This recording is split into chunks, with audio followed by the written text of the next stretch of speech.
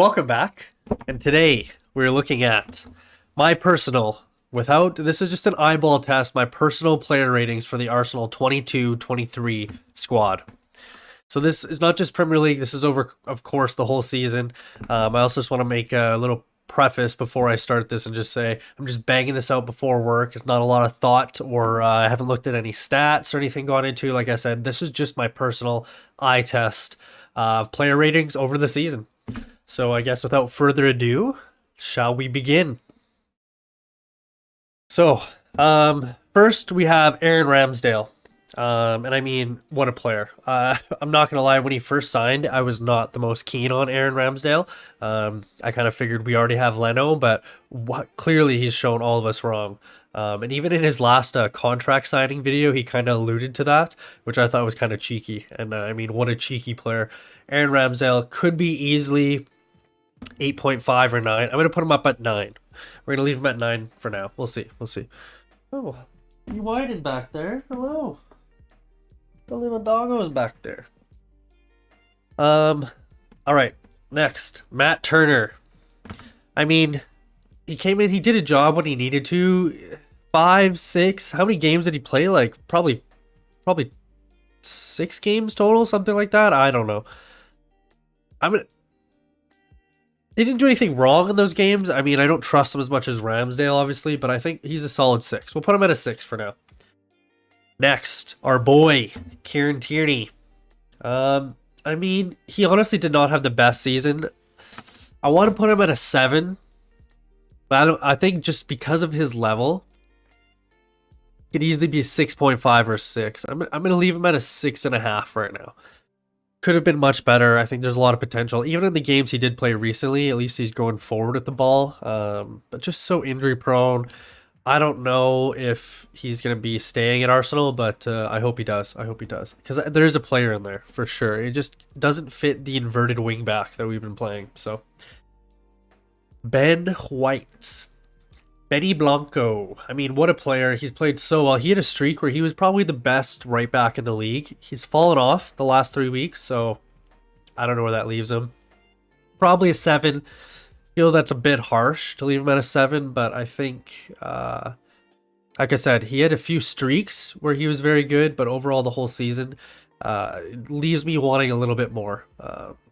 Yeah, especially, let's move up to 7.5. Yeah, that feels wrong. 7.5 for Benny Blanco. Gabriel Magalhaes.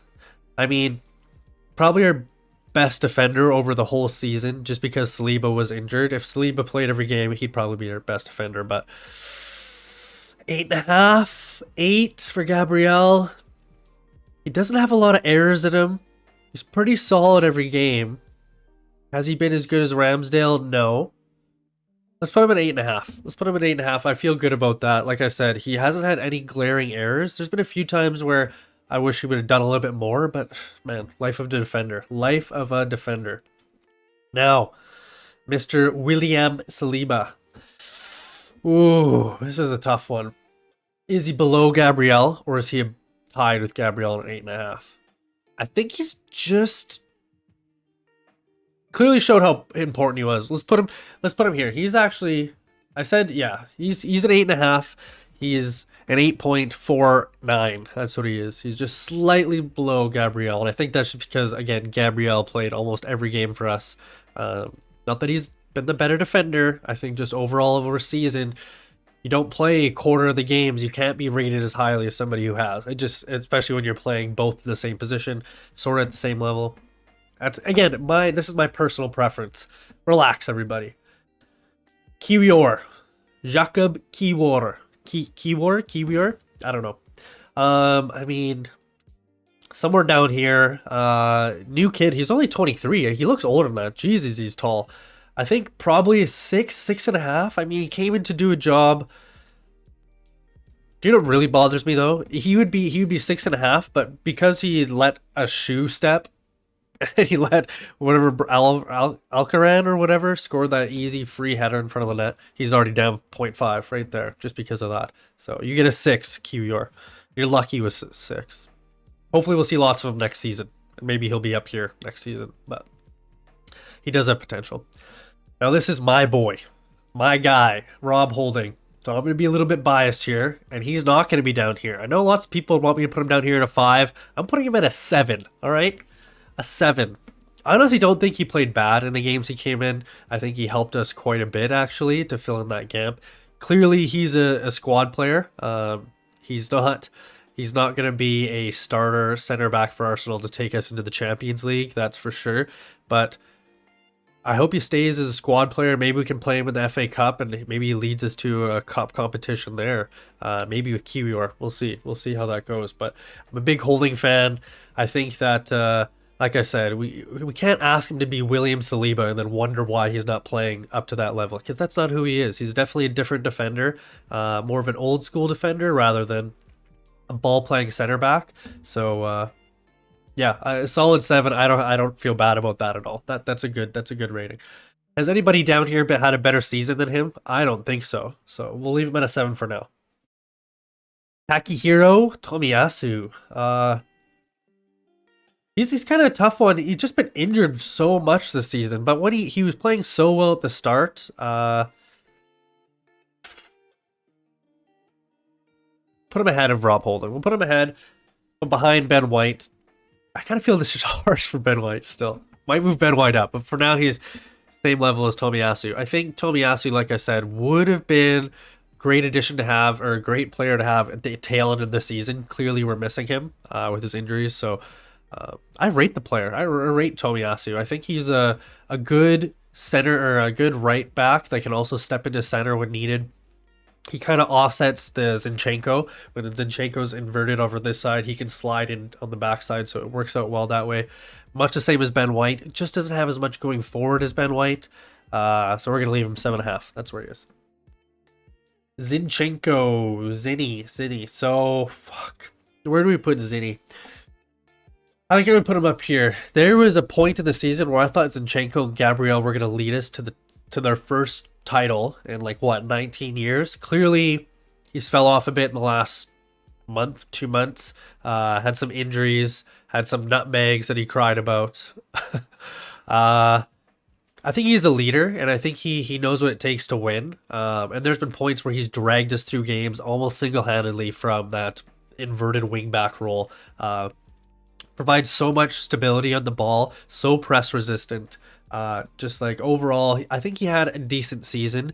I think next season I want a little bit more from him, and he's probably going to have to change his role. We can't just keep playing with inverted wing back. Clearly they figured us out, and it's not working as well as it did at the start of the season, but we'll give Zinny an 8 for now. Zinny with an 8. This is an interesting one. Thomas Partey. Again, there's been points of the season where all of our players are playing so well. Thomas Partey was one of them. I think he's up here. He's had a better season than Ben. Definitely a better season than Takehiro. Ben, we're going to move Ben up. Benny Blanco gets an 8 now, not a 7.5, because that would be harsh. There was times where Ben was doing the best right back in the league. Same thing with Thomas Partey. I think Partey, there was times where he was the best central holding midfielder in the league. I remember one of his goals this season, he absolutely smacked home 2 goals in a row at the start of the season. But from there, he's just hitting it 4 yards over the bar. He seems a little bit slow on the ball compared to a lot of other players in Arsenal squad. So I think he slows the pace down too much. But he's a great 8 holding defender. So 7.5 for Thomas Partey. Starboy Saka. I've been a little bit disappointed with Saka, but I can't give him anything less than an 8.5. I can't do it. The way he carries that right wing almost by himself, and again, Ben White is helping, given by runs often, that outside run, which allows Saka to come in on his left, because players they drag player over, or Ben drags player over, allows Saka to get that whip on that left foot, and he's been hitting it so often this year that it's almost become his staple, coming around that 18-yard box and whipping it into the far corner. What a player. What a kid for the future. Just today signed the new contract, so let's go. Another 4 years at least, I think, with another option extend. I think that's what I read, but man, what a kid for the future. Let's move on from this year because fuck Saka. There's been points where again he's been the best player in the league. I almost had him for player of the season, and then for the last 2 months he's been sort of hit and miss. Um, yeah, 8.5. I feel that's a fair rating for Saka.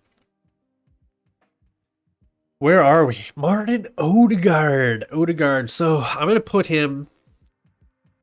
I'm gonna put him at a 9. I know that him and Ramsdale are the two players that I think have been holding this team together, which is weird because I don't think they particularly were signings that everybody was so excited about. I mean, Odegaard, yes, but we had already had a loan spell with him, so people weren't thrilled about it. But those are the two players that I think have been our best players this season. So there you go. Shows how much fans really know.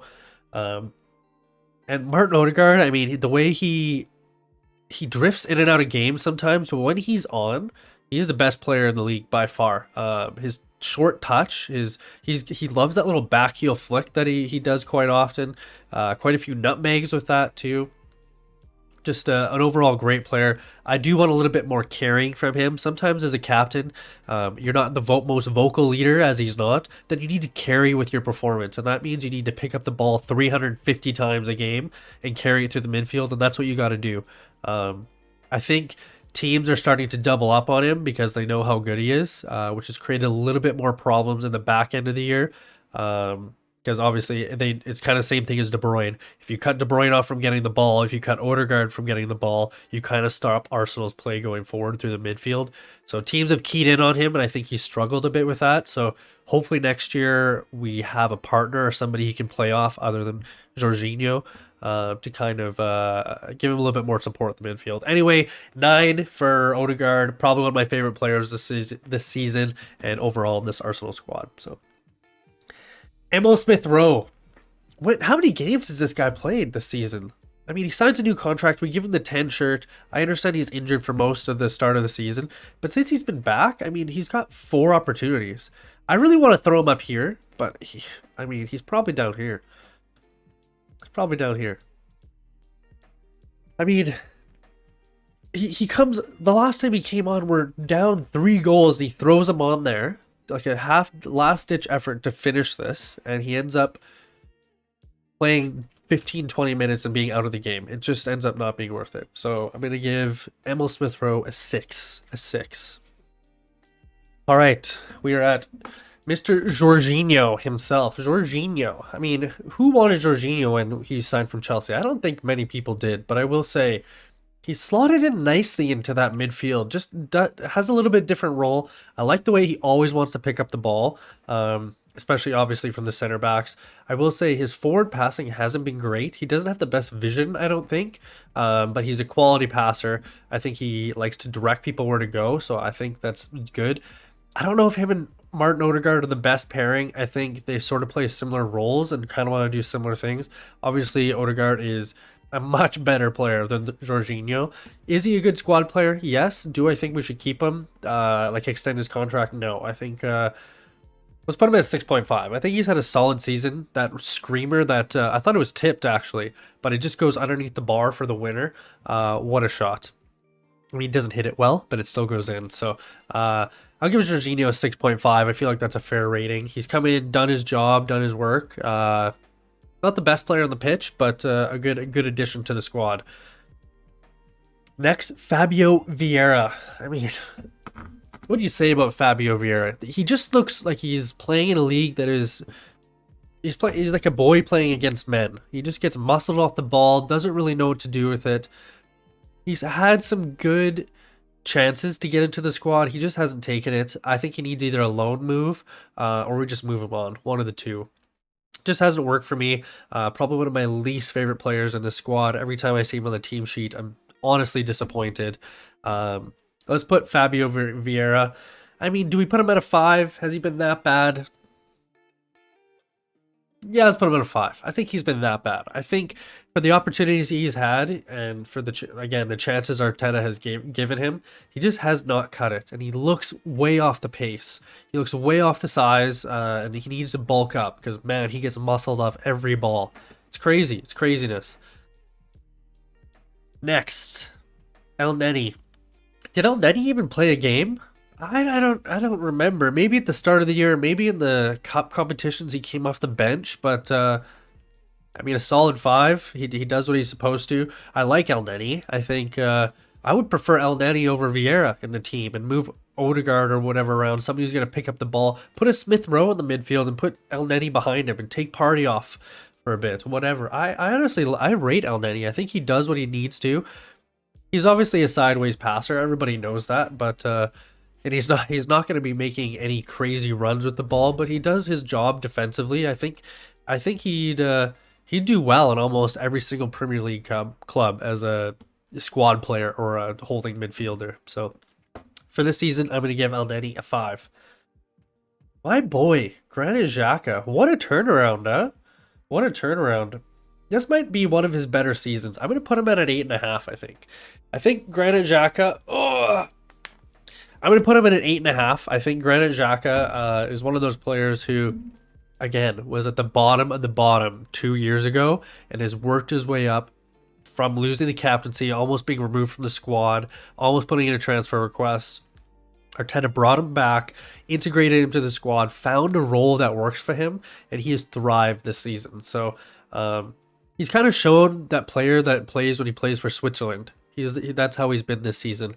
He's so smart on the ball as far as getting free kicks, and also just playing the dark arts. Like the little pulls of the shirt and stuff that don't get you carded, and even the ones that do. We are sitting on.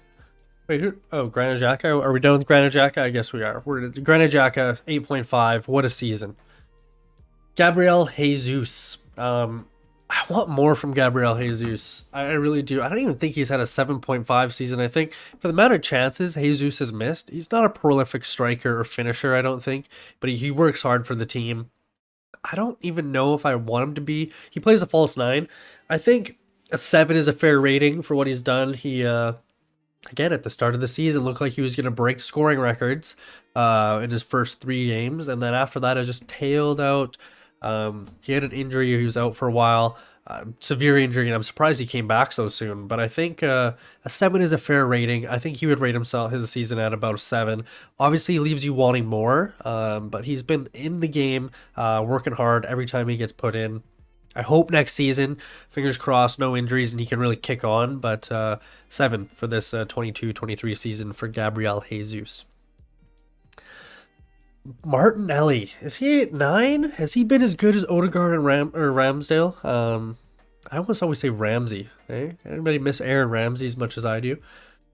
Gabriel Martinelli, I'm gonna put an 8.5, but I think he's had a better season than Saka. Has he had a better season than Saliba? Probably. Has he had a better season than Gabriel? Probably. Let's move him right up here. What the hell? There we go. Okay, I think Martinelli has been the player who's dragged us through. You know what? Hell, let's just move him up here. He deserves it. He's dragged us through games single-handedly. The way he drives with the ball, like no other player in our team, he puts the fear of God into the right backs that he's playing against. I haven't seen him come up against anybody that he can't beat. And he loves a little stutter step and then put it in from the byline, and it's working so well for him. So a lot of assists, so many goals at key times. How can you give the kid anything other than a 9? I think he has had a better season than Saka, evidently, by the 8.5 and a 9. I think he's had a better season. He's, again, dragged us through games by the scruff of the neck when he needs to, and has some wonderful goals this season too. So I think he's really come along as a player. He's really stepped into that role, had a bit more confidence this year. He's a little bit older. Obviously loves the club as much as we love him. So I think it's a solid 9 for the season. I don't know how much more he can do, to be honest, other than just score 100 more goals. Eddie Nketiah. I mean, honestly, he hasn't played terribly. Do we put him at a 7 or a 7.5? I'm going to leave it at 7.5. I think he's had a better season than Rob Holding. Better season than Gabriel Jesus, I think. Just based on their skill level, I think Nketiah, when he did have that opportunity to fill in when Jesus was gone, he did the job.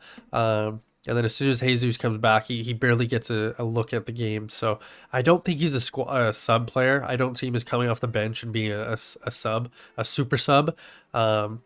he's a player that kind of needs to grow into the game, I think. He misses way too many chances to be the number one striker for Arsenal, and I don't think he's as physical as he should be for his size. I think he's got a lot more in the tank, and I want to see more from him. So hopefully, again, next season, same as a lot of other players, they take what happened here and they kick on for next season.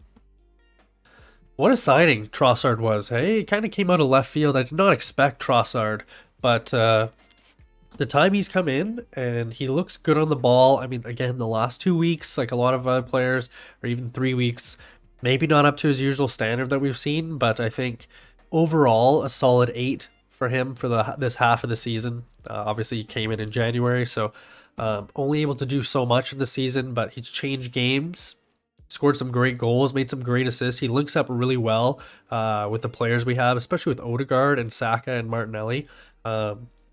They all play well together. I can't give Trossard anything less than an 8. So a solid 8 for Trossard.